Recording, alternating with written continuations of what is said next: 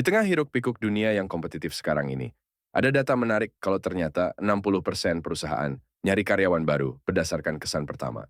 Lalu, kesan pertama seperti apa yang menarik itu? Apa cuma itu yang dibutuhkan untuk memenangkan persaingan? Kita bakal bahas bareng gimana caranya supaya kesan pertama kita menarik.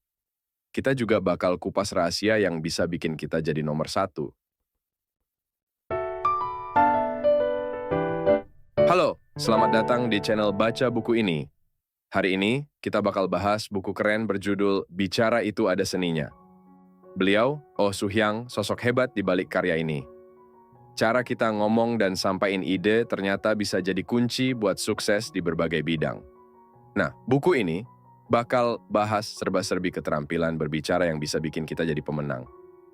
Mulai dari kesan pertama sampai trik jual nilai diri yang oke. Semua bakal kita buka. Penulis membagi buku ini dalam 5 bahasan. 1. Perbedaan juara 1 dan 2 ada pada ucapannya. 2. Pintar mendengar, pandai bicara. 3. Ucapan yang membuat lawan bicara memihak kita. 4. Kualitas ucapan ditentukan isi di dalamnya. 5. Suara bagus bukan bawaan lahir.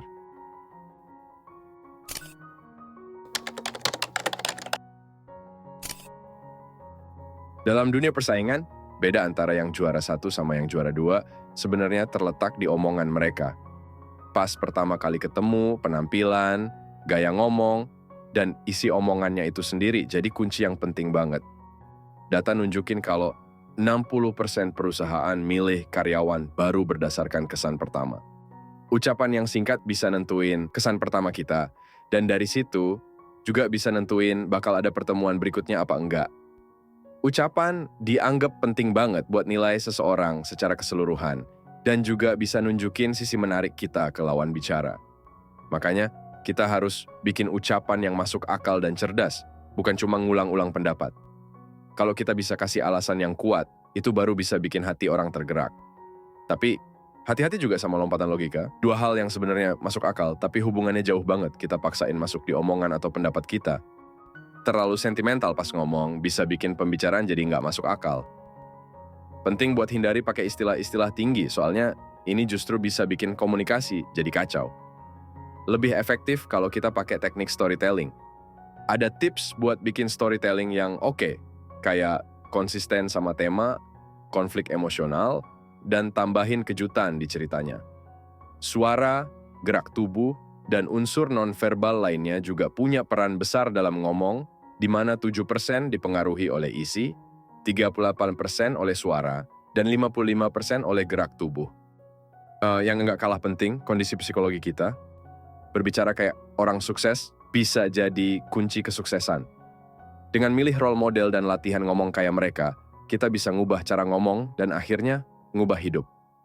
Dengan mikir dan bertingkah laku kayak orang sukses, pikiran bawah sadar, kita bakal otomatis terprogram buat capai tujuan yang diimpikan.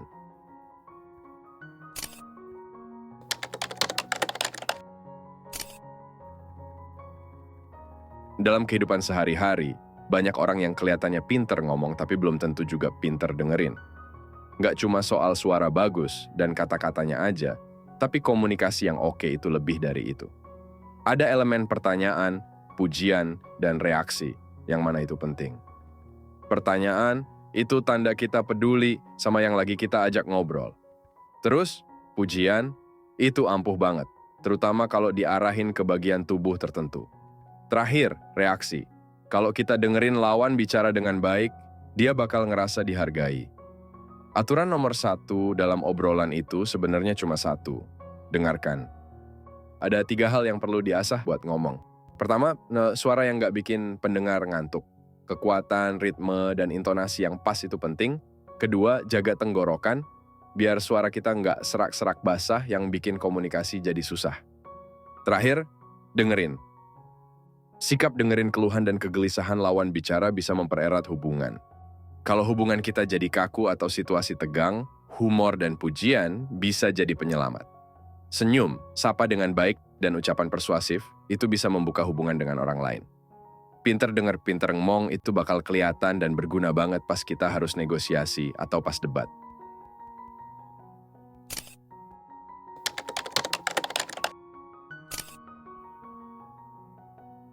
Buat bisa bertahan dalam persaingan, kita harus ahli dalam hal jual nilai diri. Nggak boleh asal-asalan. Temuin nilai unik kita dan jual habis itu. Pokoknya, fokus dulu di situ. Fokus itu penting. Tapi fokus ke hal-hal yang kita emang jago aja. Jangan tergoda buat ngebandingin diri sama orang lain. Orang yang setia sama bakatnya biasanya bisa bikin prestasi keren. Abis kita ngerti poin kuat diri kita buat sukses ngobrol atau jual nilai diri, kita harus punya trik biar lawan bicara langsung meleleh. Makin cepat kita bisa ngasih tahu maksud kita makin oke. Jadi, kunci utamanya itu ada di kata kunci 1-2 kata yang bikin orang langsung ngerasa tertarik. Abis itu, perkuat pakai, lagi-lagi, storytelling. Storytelling itu emang jadi andalan banget, apalagi buat presentasi. Bikin data dan fakta jadi hidup. Yang penting dari storytelling yang seru itu harus ada konflik, perubahan sifat tokoh, kejadian yang terus berkaitan, dan pastinya tokoh utamanya harus dipoles banget.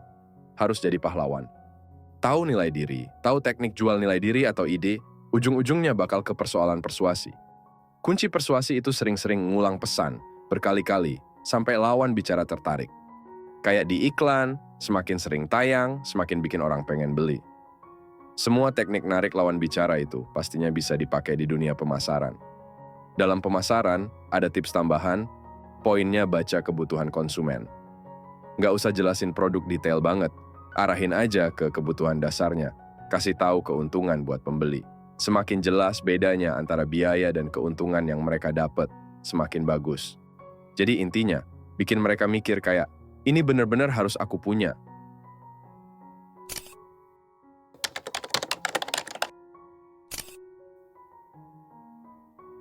Kunci kesuksesan dalam ngomong atau presentasi itu bergantung sama seberapa berbobot omongan yang kita sampaikan, yang mana itu sebenarnya ditentuin sama isi diri yang kita punya.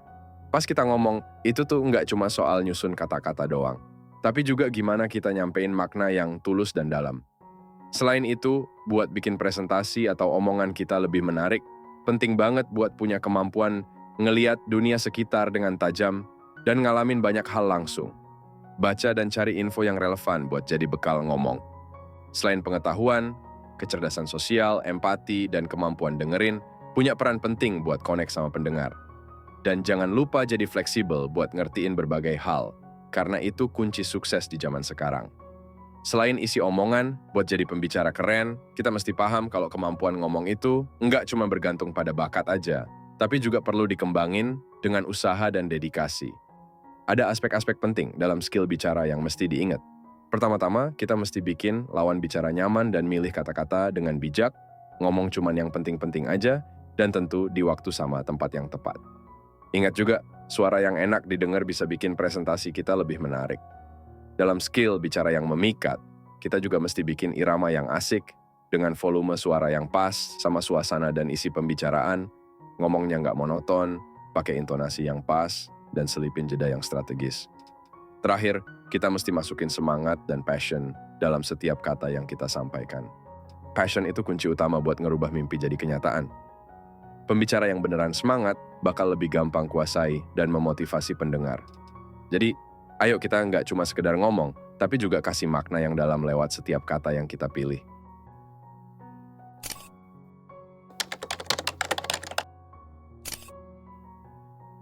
Di dunia bisnis, cara bicara dan kualitas suara itu super penting. Bahkan cuma dengan suara, seseorang bisa nunjukin eksistensinya. Suara punya kemampuan buat nunjukin citra diri yang memukau perasaan orang lain dan kesan sebagai orang yang bisa dipercaya. Suara bagus nggak cuma bawaan dari lahir aja. Buat dapetin suara yang oke, latihan ngomong dengan memotong suku kata bisa jadi cara yang manjur. Suara yang diidam-idamkan banyak orang itu, yang jelas dan bergema. Buat bicara yang efektif, suara yang bergema itu bisa bikin kesan lebih tajam. Umumnya, suara tinggi kedengeran ceria, suara sedang kelihatan lembut, dan suara rendah bikin kesan berat. Suara bariton atau yang sedang bisa bikin kesan stabil, cerdas, dan bisa dipercaya. Buat dapetin suara sedang yang top, penting banget buat atur teknik bicara. Perhatiin kondisi mental dan atur napas dengan baik. Seorang entertainer, orang yang bisa jadi announcer, sekaligus entertainer, punya suara yang kalem kayak penyiar, tapi dengan sentuhan sengau khas entertainer. Entertainer bisa jadi cheerleader yang bisa bikin audiens semangat dengan suara mereka. Buat punya suara entertainer yang oke, harus punya 3 elemen. Ngomong dengan jelas, punya suara hidung yang tinggi, dan ritme suara yang benar. Pilihan nada rendah dan pelan buat pembukaan, terus nada tinggi dan cepat buat momen seru, bisa bikin kesan semangat yang bikin audiens terpukau. Dari semuanya, suara yang paling menarik itu tetap suara yang bisa nyentuh perasaan. Inti dari obrolan yang bisa bikin lawan bicara tergerak itu, dengan lempar pertanyaan yang bikin mereka mikir dan ngungkapin hal-hal yang mungkin mereka awalnya nggak mau ngomongin. Keterampilan bicara yang bagus itu kelihatan dari kemampuan seseorang buat ngomong dengan mudah, sederhana, cepat, menarik, hidup, manis, dan asam.